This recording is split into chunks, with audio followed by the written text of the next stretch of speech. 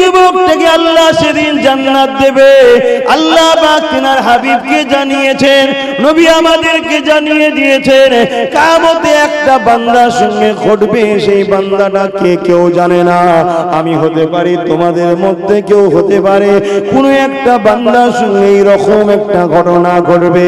কেন আমার আল্লাহ ভবিষ্যৎ জানে, বর্তমান জানে, অতীত জানে, সব তিনি জানেন। তাই তো তিনি রব, তাই তো তিনি মালিক, তাই তো তিনি খালিক, তাই তো তিনি আল্লাহ। তেনার কোনো সন্তান নাই, স্ত্রী নাই, ছেলে পুলে নাই, লাম ইয়ালিদ ওয়া লাম ইউলাদ, তিনি কারো থেকে জন্ম নাই, তিনার থেকেও কেউ জন্ম নয়। তিনি এক অদ্বিতীয় আল্লাহ, যিনি বিনা খুঁটিতে আসমান রেখেছে, যিনি গাছ লাগালাম আমরা ফল দিলেন তিনি, আবার তিনি ঝড় দিয়ে শেষ করে দিতে পারে আমাদেরকে পরীক্ষা করার জন্য, যিনি আবার আমার তোমার পেটেতে, মায়ের পেটেতে বাচ্চা দেয়, আমার মা বাপের মিলনের ওসিলায় আমাদেরকে বানিয়েছে, তিনিই তো আল্লাহ। এই যুবকেরা তিনার ওসিলায় সূর্য ওঠে, জিনার ডাকেতে সূর্য বন্ধে বেজে চাঁদ ওঠে, অন্ধকার হয়ে যাবার আলো আসে, তিনিই তো আল্লাহ। তিনি ওই বান্দাকে বলবে, বান্দারে তোর মধ্যে একটা ভালো কাজ পেয়েছে, এটা আমার বড় পছন্দ হয়েছে। কি ভালো কাজ? নবী সাহাবাদেরকে বলেছে, প্রচন্ড এক গরমের সময় এক বান্দা রাস্তা দিয়ে যেতেছিল, একটা পশুকে তার মালিক গাছেতে বেঁধে দিয়েছিল। এই বাধাতে রোদটা চলে গিয়েছিল, ছায়াটা চলে গিয়েছিল, রোদ এসে গিয়েছিল, ছায়াটা চলে যাবার পরে যখন আমরা কোনো ছায়া দেখে দাঁড়াই, কিছুক্ষণ পরে সূর্য যখন উঠতে থাকে ছায়াটা সরে যায়, মালিক চলে গেছে, ছায়া সরে গেছে, রোদেতে ওই পশুটার জিভটা বেরিয়ে গিয়েছিল, এত পিপাসা লেগেছিল, কষ্ট হয়েছিল। ওই পাপী যুবকটা যাচ্ছিল, ওর দিকে বড় মায়া হয়েছে, তাই নিয়ে যে ছাওয়ায় বেঁধে পানি পান করিয়েছে। সেই দিন মালিক বলবে, তুই যদি আমার সৃষ্টির উপরে এত দয়া দেখাতে পারে, যখন আমার সৃষ্টি বিপদে ছিল তুই দয়া দেখিয়ে পানি পান করিয়েছিলি, আজ তুই বিপদে আছিস, আমি মালিক কেন দয়া দেখাবো না? যা আমার দয়ার বিনিময়ে তোকে জান্নাতি বানিয়ে দিলাম। আরো জোরে বলুন সুবহান। এ নওজোয়ান তরুণেরা, এ নবী পাকের প্রেমিকেরা, ভালো মানুষ হন। পৃথিবীতে 700 কোটি মানুষ আছে, মানুষের অভাব পৃথিবীতে নাই, কিন্তু পৃথিবীতে শান্তি কোথায়? পৃথিবীতে সভ্যতা কোথায়? পৃথিবীতে ইনসাফ কোথায়? পৃথিবীতে গরিবদের আশ্রয় কোথায়? পৃথিবীতে নারীদের মর্যাদা আজকে কোথায়? অথচ আল্লাহ নবী 1500 বছর আগে এমন একটা সুন্দর সিস্টেম শিখিয়ে দিয়ে গেছে, ওই সিস্টেমে যে পরিবার চলে, ওই পরিবারে মায়ের সম্মান ভালোবাসা আছে, ওই পরিবারে বাপের সম্মান ভালোবাসা আছে, ওই পরিবারে স্ত্রীর মর্যাদা আছে, ওই পরিবারের স্বামীকে কখনো স্ত্রী ধোঁকা দেয় না, ওই পরিবারের ছেলেরা বাপ মাকে সম্মান করে, ওই পরিবারে কখনো দুঃখ কষ্ট অভাব থাকলেও মনে করে না। ওই পরিবারে দেখুন একটা দুনিয়ার জমিনে জান্নাতি শান্তি রয়েছে। এই যুবকেরা, তরুণেরা, বাপেরা, তাই নিজেদের জীবনটাকে পরিবর্তন করে আল্লাহ পাক কোরআন পাকের মধ্যে জানিয়ে দিলে, লাকাদ কানা লাকুম ফি রাসূলিল্লাহি উসওয়াতুন হাসানা, তোমাদের জন্য আমি আল্লাহ আমার হাবিবকে মডেল করে পাঠিয়ে দিয়েছি।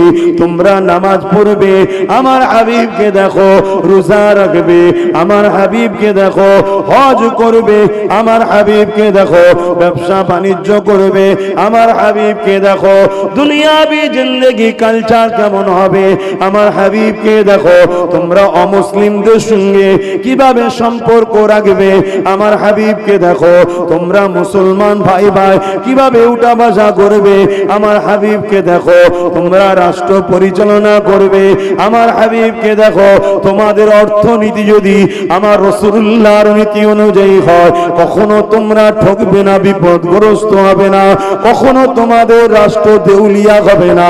তোমাদের অর্থনীতি যদি আমার মুহাম্মাদের অনুসরণ করে করতে পারো, পৃথিবীতে যারা সব থেকে গরিব ছিল, যারা সব থেকে পিছিয়ে ছিল, আমার মুহাম্মাদের অর্থনীতির স্টাইলে চলার জন্য পৃথিবীর জমিনে তাদের মধ্যে আর কেউ গরিব না, সবাই স্বচ্ছ জিন্দেগি কাটাচ্ছে। তারা হলো আমার নবীর পড়শি, তারাই হলো মদিনাওয়ালারা।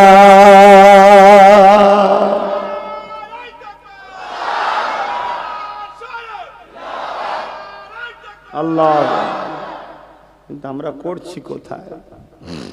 আমাদের এখন রসুল ভালো লাগে না, যত সব বদমাই লম্পট, যাদের কোনো অস্তিত্ব ঠিক নেই, তাদের পিছনে কোনো ভালো কিছু ব্যাকগ্রাউন্ড নাই, তাদেরকে ফলো করে করে আমরা দিনকে দিন ধ্বংস হয়ে যাচ্ছি, পতনের দিকে চলে যাচ্ছি।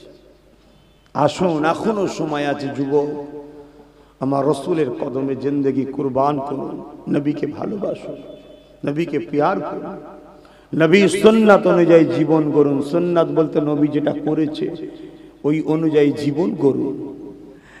এ নওজোয়ান তরুণেরা, ভুল আমাকে বুঝবেন না, আল্লাহ নবীকে মহব্বত করেন, ভালোবাসেন। যদি দুনিয়ায় ইজ্জত পেতে চান, মাথা তুলে বাঁচতে যদি চান, নবীকে ভালোবাসেন। এবং আখিরাতে যদি জান্নাত দিয়ে বাঁচতে চান, নবীকে ভালোবাসে। ভালোবাসা কাকে বলে? আল্লাহ নবী জানিয়ে দিলেন, মান আহাব্বা সুন্নতি, যে আমার সুন্নাতকে ভালোবাসলো, ফাকাদ আহাব্বানি, সে আমাকে ভালোবাসলো। তাহলে প্রকৃত ভালোবাসা হলো নবী সুন্নাতকে ফলো করা। সুন্নাত কাকে বলে? আল্লাহ নবী যেটা করেছে তাই আল্লাহ কোরআনে জানিয়ে দিলেন, কুল ইন কুনতুম তুহিব্বুনাল্লাহ ফাত্তাবিউনি ইউহিব্বুকুমুল্লাহ ওয়া ইয়াগফির লাকুম যুনুবাকুম ওয়াল্লাহু গফুরুর রহিম। বড় কাবলাম খুর, এর মানে হলো বলো। কে বলবে? নবী আপনি বলুন। ইন কুনতুম তুহিব্বুনাল্লাহ, যারা বলে আল্লাহকে ভালোবাসি, এরা যদি সত্যবাদী হয়, ফাত্তাবিউনি, আগে যেন নবীর ইত্তেবা করে। এ যুবকেরা, আজ আমরা সবাই বলি আল্লাহকে ভালোবাসি। এই ভালোবাসা সত্য হলে আপনাকে কি করতে হবে? ফাত্তাবিউনি, নবীর ইত্তেবা করতে হবে। নবী পাকের কি ইত্তেবা করবেন? ওই নবীর সুন্নাতটাকে ইত্তেবা করতে হবে। নবী যা করেছে বা করতে বলেছে এটাকে ফলো করতে হবে। এই ইত্তেবা অনুসরণ যদি করে, তাহলে আল্লাহ বা জানিয়ে দিল, ইউহিব্বুকুমুল্লাহ, আমি আল্লাহ তোমাদেরকে তাহলে বড় ভালোবাসবো, প্যার করব। আল্লাহ যাদেরকে ভালোবাসে, ওয়া ইয়াগফির লাকুম যুনুবাকুম আল্লাহু গফুরুর রহিম। জীবনে যা চলতে গিয়ে ভুল ভ্রান্তি, জুলুম, গুনাহ হয়ে গেছে, আল্লাহ বড় দয়ালু, মেহেরবান পাবেন, আপনার জীবনের গুনাহ খাতা আল্লাহ মাফ করে দেবে। এই আমাদের চলনটা নবীর সুন্নাত অনুযায়ী যেন হয়, আমাদের উঠা বসাটা নবীর সুন্নাত যেন হয়, আমরা কাদের সঙ্গে মিশবো নবীর সুন্নাত অনুযায়ী যেন হয়, আমরা কাদেরকে ফলো করব নবীর হুকুম অনুযায়ী যেন হয়, আমরা কাদেরকে সাপোর্ট করব নবী পাকের কথা অনুযায়ী যেন হয়, আমরা কোন সঙ্গে মিশবো নবী পাকের কথা অনুযায়ী হয়, আমাদের নামাজ কেমন হবে নবী পাক যেভাবে পড়েছে, আমাদের রোজা কিভাবে হবে নবী পাক যেভাবে রেখেছে, আমাদের হজ কিভাবে হবে নবী পাক যেভাবে করেছে, আমাদের দান খায়রাত কিভাবে হবে নবী পাক যেভাবে দিতে বলেছে। এই যুবকেরা, আমরা বিবাহ করব, কিভাবে সংসার চালাবো আল্লাহ নবী যেভাবে চালিয়েছে, আল্লাহ নবী যেভাবে সংসার করেছে। আম্মা জানরা বলে, তোমাদের নবী তামাম পৃথিবীর দায়িত্ব নিয়ে এসেছিল, তথাপিও তোমাদের নবী আমাদের সাথে সংসারের কাজ করে দিত, আমাদের কাজে সহযোগিতা করত, আমাদের রান্না সহযোগিতা করত, একসাথে খেতে বসতো।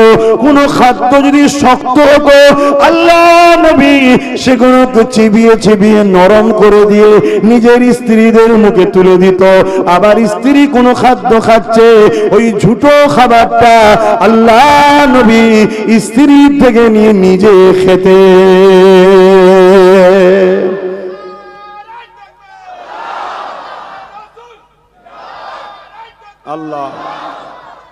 শুনছো তো ভাই?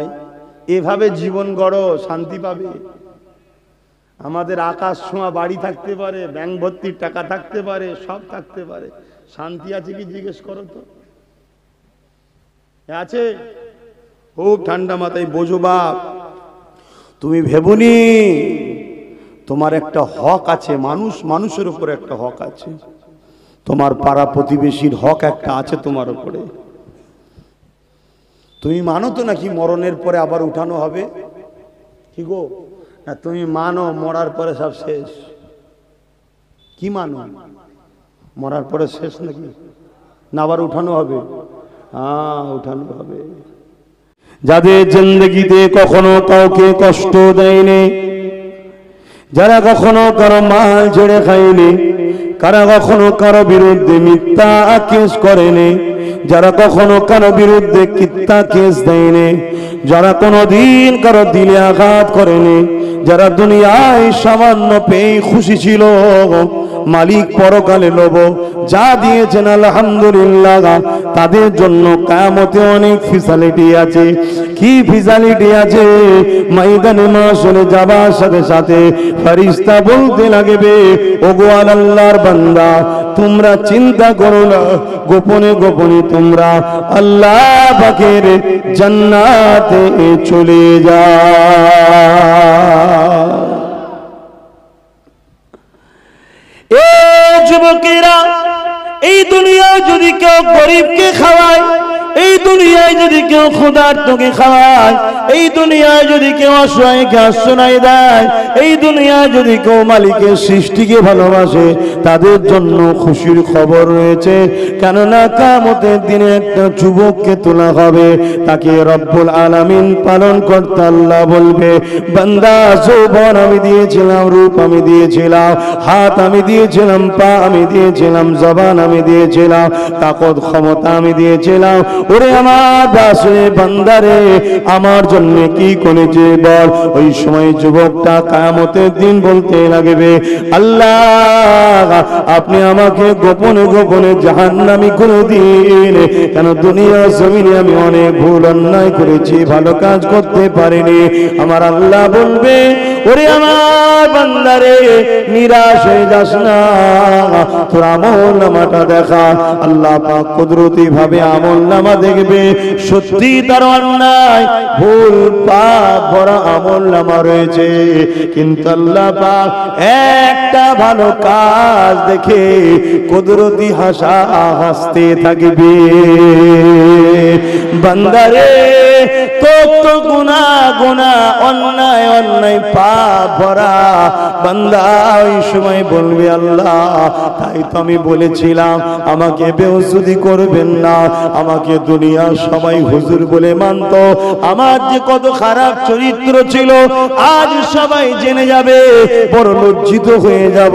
দুনিয়ায় আমাকে সবাই ভাইজান ভাইজান করত, আল্লাহ দুনিয়ায় আমি কত ভুল করেছি আজকে সবাই জেনে যাবে আল্লাহ, তাই বলেছিলাম চেপে দেন আল্লাহ, গোপনে গোপনে জাহান্নামে দিয়ে দেন।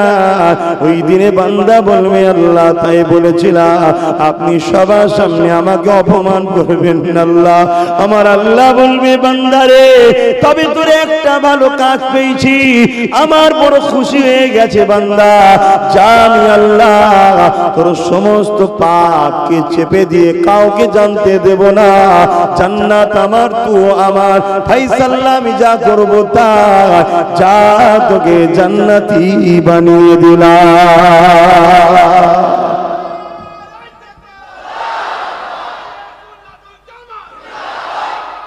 আল্লাহু আকবার। এখন আল্লাহ যদি কাউকে জান্নাত দেয়, আপনারা সব আল্লাহর বিরুদ্ধে মিছিলে নামবেন নাকি? হ্যাঁ, তো আল্লাহ দিলে হয়ে যাবে। ময়দানে মাশারটা এত কঠিন হবে না, এই মাথার ঘিলু গলে গলে নাক দিয়ে ঝরবে। কেন? বর্তমান সূর্য কয়েক লক্ষ কোটি মাইল দূরে, 1 গুণ তাপ, সেদিন 12 গুণ তাপ বাড়বে।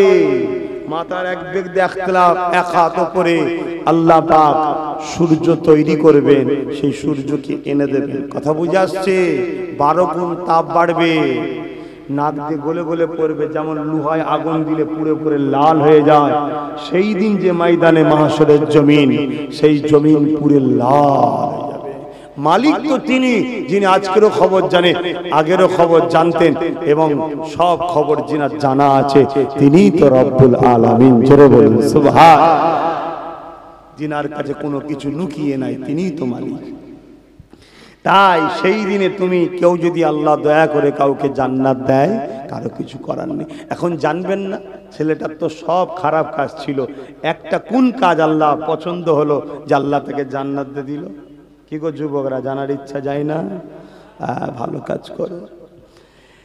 এ যুবকেরা, আল্লাহ নবী হাদিস পাকের মধ্যে বলেন, লা ইয়ারহামুল্লাহু মান লা ইয়ারহামুন নাস, যে মানুষকে ভালোবাসে না সে আল্লাহ পাকের দয়া কখনো পাবে না। মানুষের কথা আছে, মুসলমানের কথা নাই। লা ইয়ারহামুল্লাহু মান লা ইয়ারহামুন নাস, আরবি কথা, বাংলা মানে হলো মানুষ। এই মানুষ মুসলিম হোক, হিন্দু হোক, দলিত হোক, আদিবাসী হোক, সাঁওতাল হোক, বাগদি হোক, যেই হোক না কেন, যে মানুষকে ভালোবাসবে আল্লাহ দয়া সে পেয়ে যাবে। এই যে যুবকটাকে আল্লাহ সেদিন জান্নাত দেবে, আল্লাহ পাক তিনার হাবিবকে জানিয়েছেন, নবী আমাদেরকে জানিয়ে দিয়েছেন, কিয়ামতে একটা বান্দার সঙ্গে ঘটবে, সেই বান্দাটাকে কেউ জানে না। আমি হতে পারি, তোমাদের মধ্যে কেউ হতে পারে, কোনো একটা বান্দার সঙ্গে এইরকম একটা ঘটনা ঘটবে। কেন? আমার আল্লাহ ভবিষ্যৎ জানে, বর্তমান জানে, অতীত জানে, সব তিনি জানেন। তাই তো তিনি রব, তাই তো তিনি মালিক, তাই তো তিনি খালেক, তাই তো তিনি আল্লাহ। তেনার কোনো সন্তান নাই, স্ত্রী নাই, ছেলে পুলে নাই, লাম ইয়ালিদ ওয়া লাম ইউলাদ, তিনি কারো থেকে জন্ম নাই, তিনার থেকেও কেউ জন্ম নয়। তিনি এক অদ্বিতীয় আল্লাহ, যিনি বিনা খুঁটিতে আসমান রেখেছে, যিনি গাছ লাগালাম আমরা ফল দিলেন তিনি, আবার তিনি ঝড় দিয়ে শেষ করে দিতে পারে আমাদেরকে পরীক্ষা করার জন্য, যিনি আবার আমার তোমার পেটেতে, মায়ের পেটেতে বাচ্চা দেয়, আমার মা বাপের মিলনের ওসিলায় আমাদেরকে বানিয়েছে, তিনিই তো আল্লাহ। এই যুবকেরা, তিনার ওসিলায় সূর্য ওঠে, জিনার ডাকেতে সূর্য বন্ধে বেজে চাঁদ ওঠে, অন্ধকার হয়ে যাবার আলো আসে, তিনিই তো আল্লাহ। তিনি ওই বান্দাকে বলবে, বান্দারে তোর মধ্যে একটা ভালো কাজ পেয়েছে, এটা আমার বড় পছন্দ হয়েছে। কি ভালো কাজ? নবী সাহাবাদেরকে বলেছে, প্রচন্ড এক গরমের সময় এক বান্দা রাস্তা দিয়ে যেতেছিল, একটা পশুকে তার মালিক গাছেতে বেঁধে দিয়েছিল। এই বাধাতে রোদটা চলে গিয়েছিল, ছায়াটা চলে গিয়েছিল, রোদ এসে গিয়েছিল, ছায়াটা চলে যাবার পরে যখন আমরা কোনো ছায়া দেখে দাঁড়াই, কিছুক্ষণ পরে সূর্য যখন উঠতে থাকে ছায়াটা সরে যায়, মালিক চলে গেছে, ছায়া সরে গেছে, রোদেতে ওই পশুটার জিভটা বেরিয়ে গিয়েছিল, এত পিপাসা লেগেছিল, কষ্ট হয়েছিল। ওই পাপী যুবকটা যাচ্ছিল, ওর দিকে বড় মায়া হয়েছে, তাই নিয়ে যে ছাওয়ায় বেঁধে পানি পান করিয়েছে।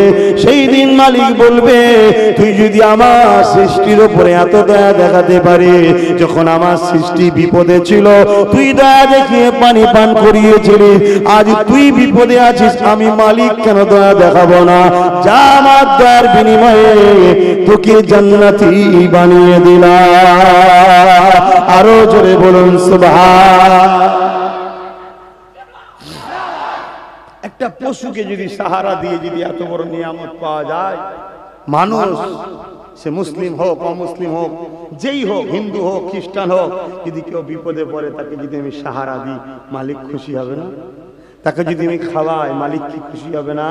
তাকে যদি আমি হেল্প করি, মালিক কি খুশি হবে না? অবশ্যই খুশি হবে। ধর্ম সভ্যতা শেখায়, যে ধর্ম সভ্যতা শেখায় না ওটা ধর্ম নয়, এটা ভণ্ডামি। ধর্ম প্রেম শেখায়, যে ধর্ম প্রেম শেখায় না ওটা ধর্ম না, এটা ভণ্ডামি।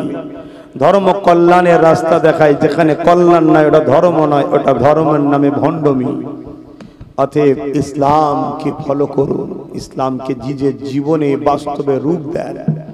আল্লাহ নবী তাই বলেছেন, তোমরা দোয়া চাইবে, আল্লাহ আমাকে ইসলামের জিন্দেগি দেন আর ঈমানের সঙ্গে মরণ দেন।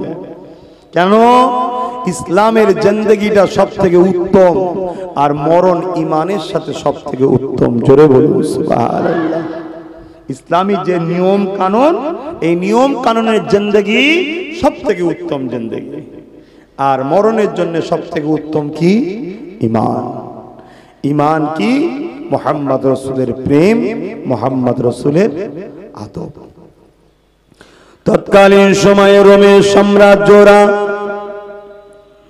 পারস্যের সাম্রাজ্যরা কাইসারের কাছে চিঠি চলে গেছে আব্দুল্লাহ বেটা মুহাম্মদ রাসূলের পক্ষ থেকে, এ রোমের সাম্রাজ্যের রাজা, এ কাইসারের রাজা, এ পারস্যের রাজা, আমার কথা তোমরা মেনে নাও, লা ইলাহা ইল্লাল্লাহ আনা মুহাম্মদ রাসূলুল্লাহ, নেই কোনো ইলাহা এক আল্লাহ ছাড়া, আর আমি মুহাম্মদ হলাম আল্লাহর প্রেরিত রাসূল। এই চিঠি দেখে রোমের রাজা কাইসার, পারস্যের রাজা, রোমের রাজা সৈন্য পাঠিয়েছে গুপ্তচর, যাও কে মুহাম্মদ দেখে আসো। শুনছেন তো?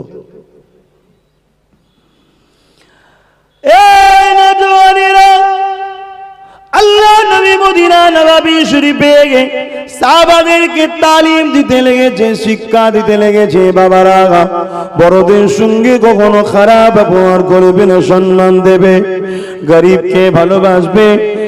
এক ব্যক্তি উঠে দাঁড়িয়ে গেল, ইয়া রাসূলুল্লাহ, ইয়া হাবিবাল্লাহ, ইসলামের সবথেকে ভালো কাজ কি? আল্লাহ নবী বললেন, খোদার্থকে খানা খাওয়ানো। এইভাবে নবী ইসলামের সিস্টেমগুলোকে শিখাচ্ছে। এমন সময় তার নবী থুতু ফেলার প্রয়োজন হলো। ওই সময় সাহাবাদের মধ্যে থেকে রেসারেজি শুরু হয়ে গেছে, ইয়া রাসূলুল্লাহ, আমার হাতে থুতু দেন, আমার হাতে থুতু দেন। সাহাবাদের মধ্যে যখন যার হাতে থুতুটা পড়তো, তখন তিনি নিয়ে নিজের চেহারা মোবারকে লাগিয়ে দিতে, এ যুবক শোনো গো, শোনো গো, তুমি আমি মাটির রসের তৈরি, তাই তোমার আমার থুতু থেকে দুর্গন্ধ বাইর হয়, তোমার আমার থুতুতে ভাইরাস আছে। ওই সময়তে দেখা যায় চেহারা মুবারকে মেখে নিয়েছে। আর আমার নবী পাকে যে সাহাবী ওই থুতু মুবারকটাকে চেহারাতে মাখতে, কয়েক সপ্তাহ তিনার চেহারা থেকে, শরীর থেকে এত খুশবু বাইর হতো, দুনিয়ার কোন পারফিউম আতরেতে অত খুশবু পাওয়া যায় না। কেননা আমার নবী মাথা তালু থেকে পায়ের তালু পুরোটা হলো নূর, নূর, নূর, নূর, নূরের নবী। বেশাক তিনি মানুষ, নূর আলা মানুষ, আর আমরা হলাম মাটির রসের মানুষ। এই আমাদের শরীরের খামে দুর্গন্ধ বাইর হয়। আল্লাহ নবীর শরীরের পাসিনা থেকে হিরে মতিন নাই টপকে টপকে যখন পড়তো, হীরের মতো চমক হতো। আর ওই পাসিনা থেকে এত খুশবু বাইর হতো, শিশিতে জমিয়ে জমিয়ে রাখা হতো। যখন কেউ বিবাহিত যেত, ওই আতর মেখিয়ে দেওয়া হতো।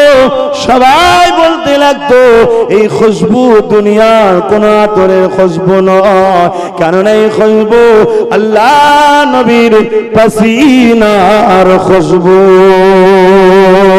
আমরা মাটির রসে তৈরি, তাই আমাদের পেশাব থেকে দুর্গন্ধ বাইর হয়। ফজরের নামাজের সময় মসজিদে যে যায় ইস্তেঞ্জা খানায়, বাপ রে বাপ, টিকা মুশকিল। কি বলেছি, গেছিস ফজর বেলা একবার? এক দুবার গেছিলি? আচ্ছা, ভালো লক্ষণ, তাহলে যাবি মাঝে মাঝে। কি গো, হয় না? হয় না? আর আল্লাহ নবী একটা পাত্রে ইস্তেঞ্জা করেছেন। নবী পাকের ঘর পরিষ্কার করতে এসেছেন এক সাহাবী। খুশবু ভর ভর করে বেরোচ্ছে, কোথায় থেকে এত খুশবু? দিবানা হয়ে যে মাটির ভাতটা দেখতে পেয়েছে, পাত্রটা কি অত ভাবার সময় নেই, এত খুশবু দিবানা হয়ে যে পান করে নিয়েছে। নবী আমার এসে হাজির। বাবারে ঘর পরিষ্কার করছে, একটা পাত্র রয়েছে ওখানে। বাবা রাত্রে একটু অসুস্থ লাগছিল, পিশাব ইস্তেঞ্জা করেছি, ওটাকে বাবা নির্জনে ফেলে দেবে। তখন তিনি বলতে লাগলেন, ইয়া রাসূলুল্লাহ, এমন জায়গায় ফেলেছে দুনিয়ার কেউ পা দিতে পারবে না। কোথায় ফেলেছে রে বাবা?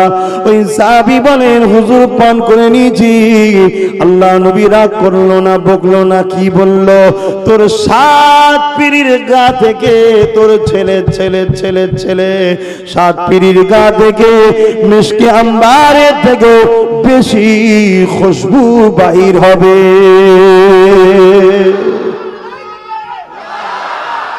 আল্লাহ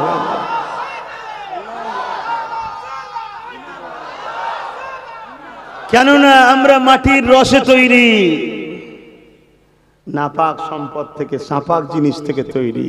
আমার রাসূল পাক পাক পবিত্র, তাই তেনার ইস্তেঞ্জা মোবারক থেকেও খুশবু বাহির হতো। আল্লাহ নবী যখন রাস্তা দিয়ে যেতেন, মানুষের যেটা প্রয়োজন, প্রাকৃতিক দুর্যোগে সারা দিতে হবে, বুঝতে পারছেন তো? তাই আল্লাহ নবী দাঁড়িয়ে যেতেন, দূরের গাছকে বলতেন এদিকে আসো, এদিকে আসো, এদিকে আসো। গল্প বলছি নি, এই গল্প বলছি মনে হচ্ছে নাকি? ইতিহাস এবং লক্ষ লক্ষ কিতাবের মধ্যে বর্ণিত হয়ে আছে। এদিকে আসো গাছ, এদিকে আসো। জমিন ফেটে ফেটে গাছগুলো আসতো, চতুর্দিক দিয়ে গোল করে আমার রাসূলকে ঘিরতেন। নবী নিজের প্রয়োজন মিটাতেন। এক সাহাবী বলছেন, মিটানোর পরে আমি ছিলাম বাইরে, গাছের বাইরে। রাসূল শুধু বেরিয়ে গেছে, গাছকে ইশারা করেছে চলে যাও। আমি গিয়ে দেখি শুধু খুশবু বাইর হচ্ছে, আর কিছুই নাই। জোরে বলুন সুবহানাল্লাহ। আল্লাহর নবী মানুষ, বেশার বাশার, কিন্তু আমাদের মতো কি কথা বলুন, আমাদের মতো ভাবলে ঈমান চলে যাবে। সেই নবীকে চেনো, ভালোবাসো, প্যার করো। বাংলার মানুষ মুজাদ্দিদ জামান দাদা হুজুরের ওসিলায় দ্বীন ইসলাম পেয়েছেন। এই ভারতে, এই বাংলাতে কোনো নবী রাসূল আসেনি। খাজা হুজুর এসেছে, মুজাদ্দিদ আলফে সানি এসেছেন, শাহ অলিউল্লাহ মুহাদ্দিস দেলবি, আব্দুর রহিম মুহাদ্দিস দেলবি, আব্দুল আজিজ মুহাদ্দিস দেলবি, কারামত আলী জোনপুরি, কথা বুঝে আসছে না? এই আল্লাহ ওলিরা এসেছেন। পূর্ব ভারতে মুজাদ্দিদুজ জামান দাদা হুজুর পীর কেবলা এসেছেন। জোরে বলুন সুবহানাল্লাহ। ইনাদের দ্বারা আমরা দাড়ি টুপি দ্বীন ইসলাম পেয়েছি। এখন সব বেরিয়েছে, ছেলে ধরা বেরোয়, দেখেছেন সিজনে সিজনে সিজনে শুধু বলে ছেলে ধরা বেরিয়েছে। কি সব সময় পাওয়া যায়? সিজনে বেরোয় কি? তো এরকম সিজনে সিজনে কিছু ঈমান চোর এলাকায় ঢোকে। খুব সাবধান। চিনবেন কি করে? যখনই দেখবেন নবীর শান মান ছোট করছে, নবীর পক্ষে যে কোরআনের আয়াতগুলো আছে বলছে না। আল্লাহ কোরআনে নবীকে কত সম্মান দিয়েছে জানেন? আমার নবীর সাহাবারা নবীকে রোয়াইনা বলে ডাকতেন। আরবিতে রোয়াইনা মানে হচ্ছে হুজুর, ইয়া রাসূলুল্লাহ, রোয়াইনা আমাদের দিকে দেখুন, রোয়াইনা আমাদের দিকে দেখুন বা শুনুন। কিন্তু এই রোয়াইনা শব্দটা আবার মক্কায় যারা ওই দুম্বা উট চালন করা হয় তাদের ক্ষেত্রেও ব্যবহার করা হতো। কথা বুঝে আসছে? তাই সাহাবারা বলতো রোয়াইনা, হুজুর আমাদের দিকে দেখুন। আর ইহুদিরা আমার রসুলকে এসে রোয়াইনা বলতো, তাদের দিলে থাকতো রাখেল বলে ডাকতো। দিলের খবরটা কে জানে? একটু বলবেন না? দিলের খবর অন্তর্যামী আল্লাহ জানে, ঠিক না বেঠিক? আমার আল্লাহ এটাকেও সহ্য করলেন না। তিনি কি বললেন? আয়াত নাজিল করে দিলেন কালামুল্লাহ শরীফে, এই তোমরা আমার হাবিবকে কেউ রোয়াইনা বলে ডাকবে না, উনজুরনা, ক্বালা উনজুরনা ইয়া রাসূলুল্লাহ, হুজুর আমাদের দিকে দেখুন। জোরে বলুন সুবহানাল্লাহ। এবার যদি কোনো ইহুদি এসে রোয়াইনা বলে, তো আয়াত নাজিল হয়ে গেছে, আর বলতে পারবে? তাহলে আল্লাহ আমার নবীকে কত সম্মান দিয়েছে, এইগুলো বলবে না। এই যে নবী থুতু মুবারক আলোচনা করলাম, এটা বুখারীর হাদিস।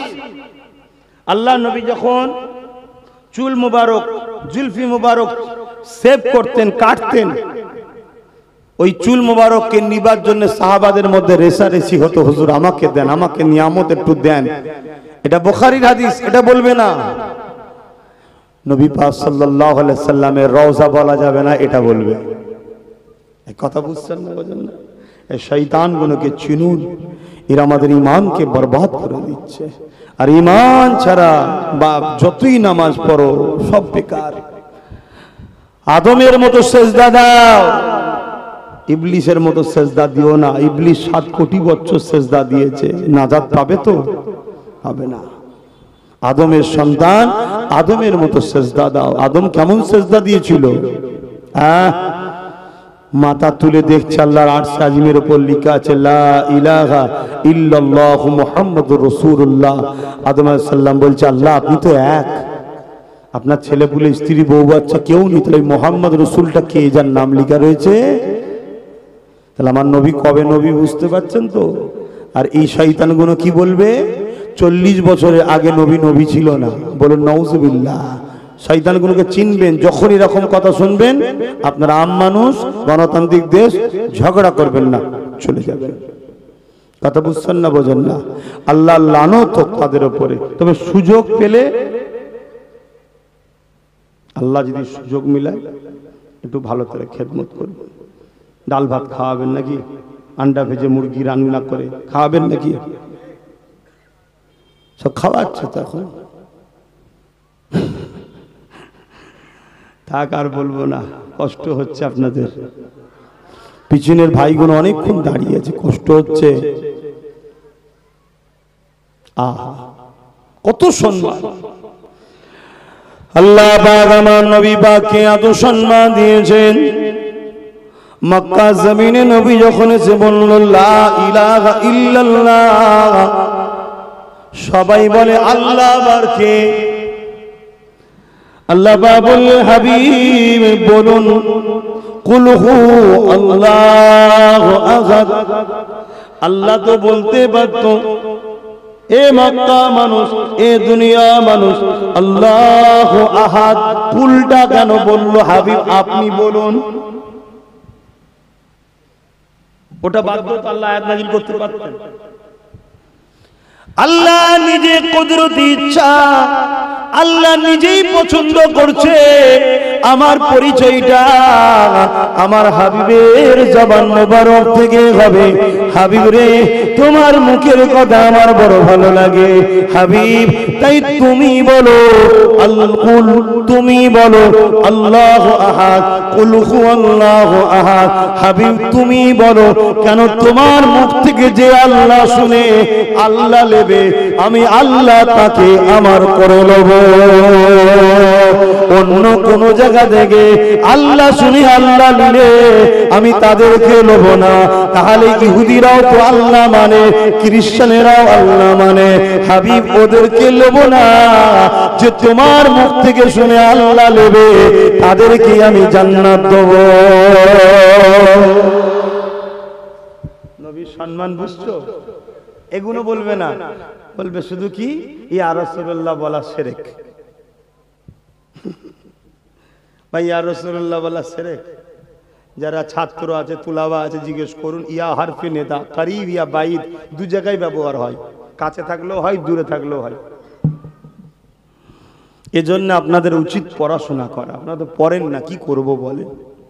আমি আজকে বলে যাচ্ছি, আমার কথা রাখবেন। মা বোন বাপ ভাই, রুহুল আমিন সাহেবের কিতাব, মেজর হুজুরের কিতাব, এই দুই হুজুরের কিতাব একটু বেশি করে পড়ুন। মেজর হুজুর একটা বই লিখেছে তাহকিকুল মাসাইল, তোমার কাছে আছে? হ্যাঁ, পড়াবে ছেলেদের, লোকেদের দেবে। তাহকিকুল মাসাইল, আরবি টু বাংলা, হাদিসটা আছে আরবিতে, তার বাংলাটা করা আছে। একদিন এক সাহাবী বড় অসুস্থ, বিমারে ছিলেন।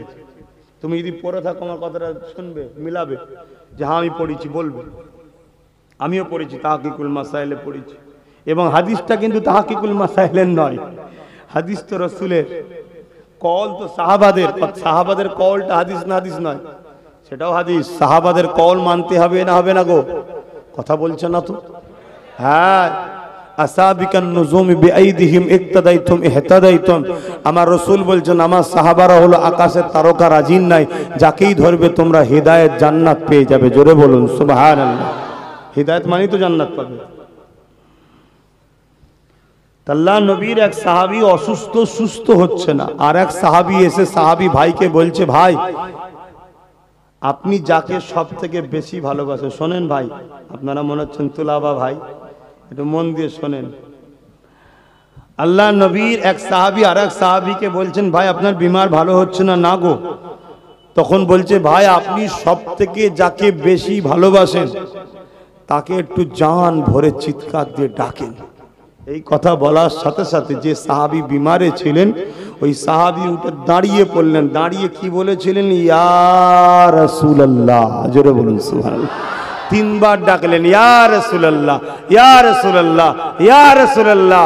সঙ্গে সঙ্গে আল্লাহ তিনার বিমারকে ভালো করে দিলেন, জোরে বলুন সুবহানাল্লাহ। এখন বক্তব্য যেটা বোঝাতে চাইছি, নবী ওখানে ছিলেন না, অনেক দূরে ছিলেন। শুনছেন না শোনেন না? উনি ইয়া বলে ডাকলেন, শিরক করলেন। এরা সাহাবীদের ঘরেও মুশরিক বলছে, এদের আকীদাটা বুঝতে পারছেন না, পারেন না। এই খবিস গুলোকে চিনুন, এই বদমাইশ গুলোকে চিনুন। এরা কারা? এরা হলো ইবলিস, শয়তানের চেলা। আল্লাহ পাক আমার নবী পাককে এত সম্মান করেছেন।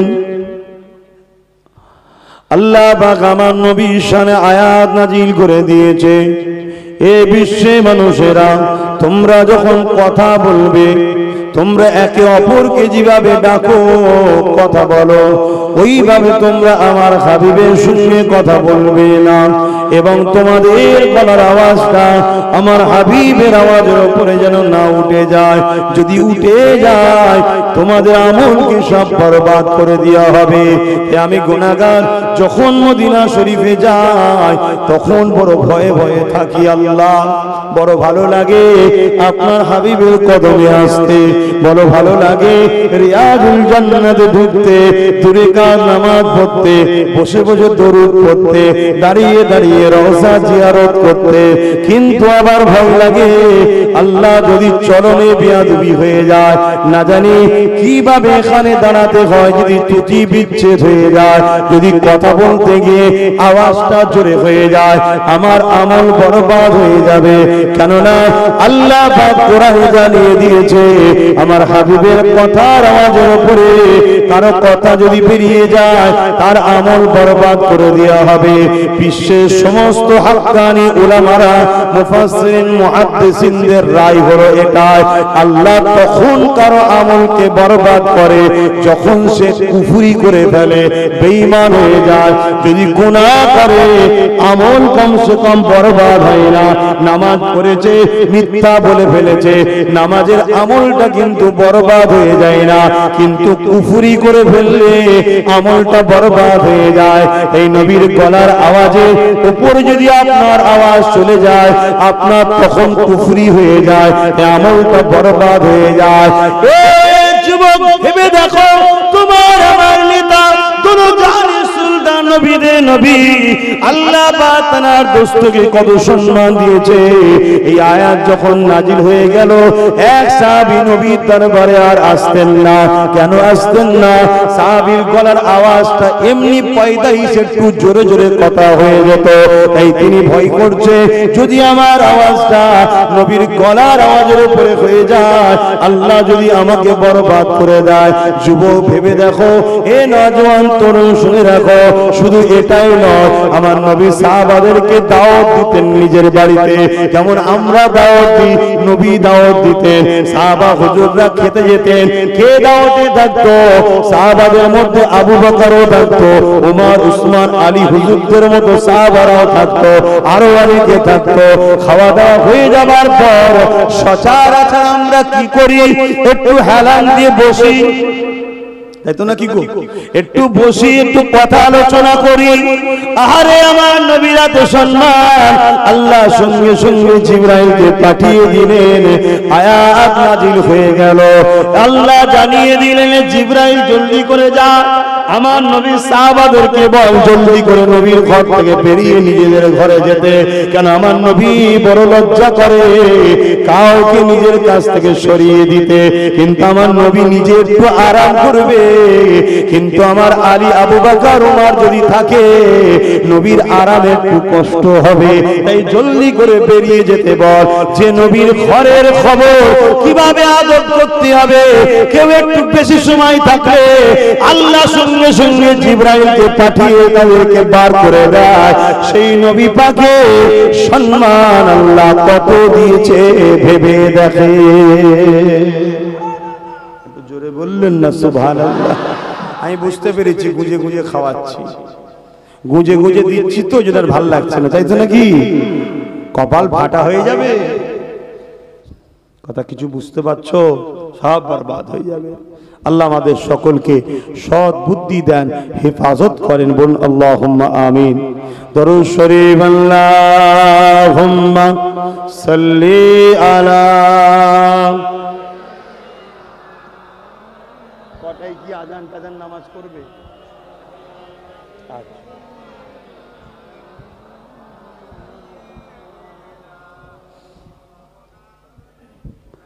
দেখি নাই তোমারে কোনদিন, তবু আছো হৃদয়ে অমলিন।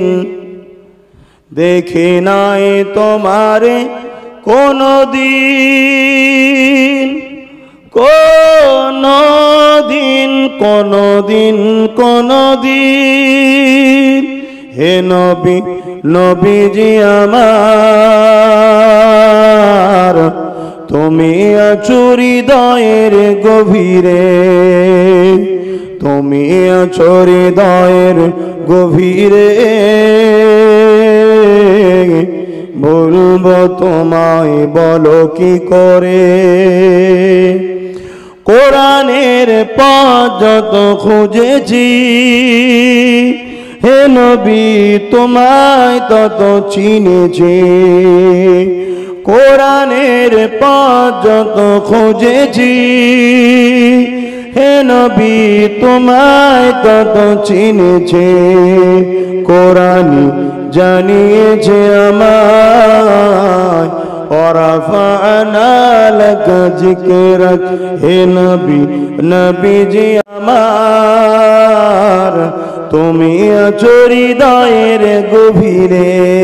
আল্লাহুম্মা সাল্লি আলা